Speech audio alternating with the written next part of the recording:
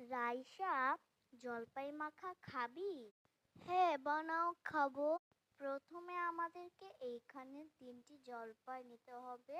তারপরে পানি দিয়ে সুন্দর করে ধুয়ে নিয়ে তারপরে একটা চাকু দিয়ে খুব সুন্দর কেটে নিতে হবে। যারা আমাকে সাবস্ক্রাইব করে নাই তারা আমাকে এখনই সাবস্ক্রাইব করে দাও এত সুন্দর সুন্দর ভিডিও পেতে। তো এইগুলা খুব সুন্দর করে তিনটাই কেটে নিতে হবে। তারপরে হচ্ছে আমাদের কেটে নেওয়ার পর একটু মরিচের গুঁড়া দিতে হবে। তারপরে হচ্ছে একটু লবণ, 2 চামচ চিনি দিয়ে দিতে হবে, আর এটার পরিমাণ একটু বেশিই দিব আমি। তারপরে দিতে হবে শুকনো মরিচ। তারপরে হচ্ছে দিব একটু সরিষার তেল, তাহলে ঘ্রাণটা থাকবে। তারপরে আমার আম্মুর তৈরি মশলা স্পেশাল। এখন আমি এগুলা মাখিয়ে নিব সুন্দর করে, আর খুব সুন্দর করে মাখাইতে হবে, সব জায়গায় লাগাইতে হবে মশলাটা।